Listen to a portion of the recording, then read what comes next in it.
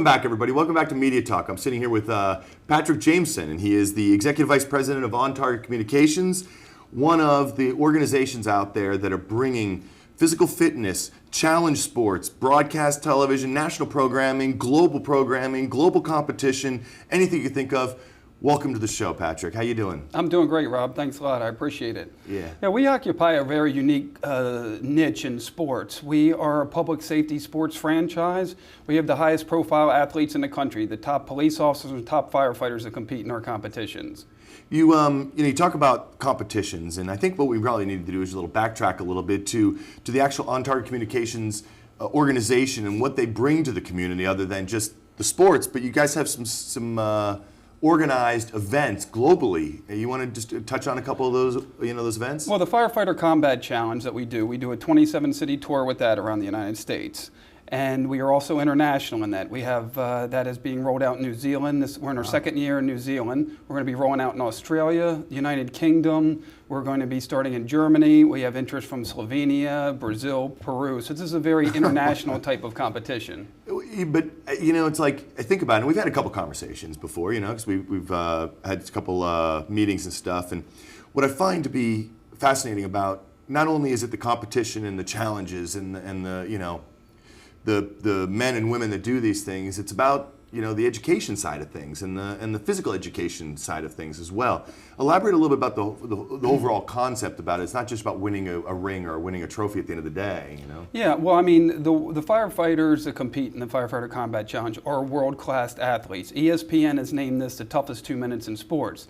Wow. So these men and women that compete, and we have seniors that compete, men, women, and seniors that compete. This is probably the only sport where women actually do the exact same thing that the men do. So the physical fitness element of this is extremely important. And the real interesting thing about our competition is it's a competition with a purpose. So every task in this competition is exactly what a firefighter would use to do his or her job in the department.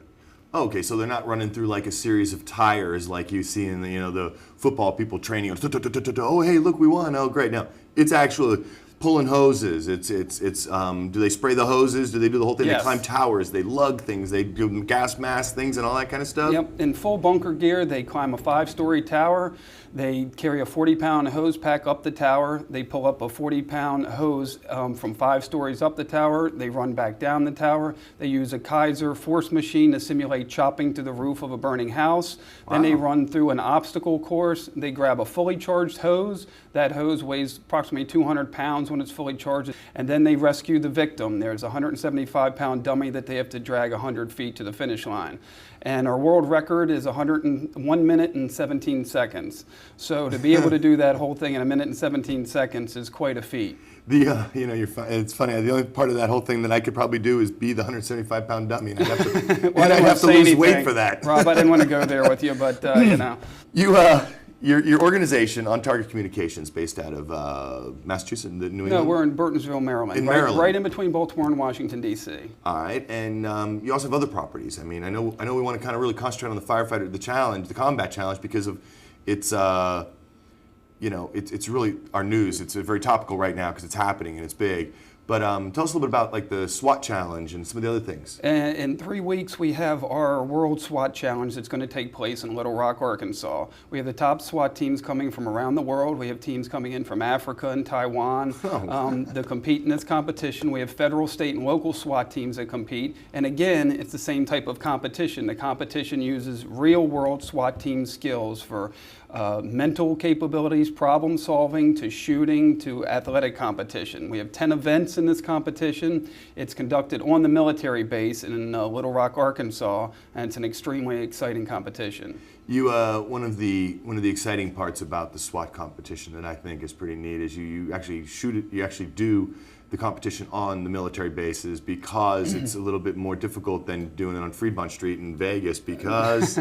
Right. Yes, it is. The event is all live fire. So we have... not live fire like a fireman putting out a fire. We're talking about ammunition. We're talking about the machine guns and the... Submachine guns and handguns and sniper rifles and all the things that a SWAT team would use, they use in this competition. They do this competition in full bunker gear. They only get 1 round per target, and they do this completely live fire. So safety is the number one issue in this, but these are the top SWAT teams. These men and women are extremely well trained. You know, they have a big mission. They do hostage barricade incidents, they do counterterrorism activities, executive protection details, drug raids. So this gives them an opportunity to really hone up on their skills.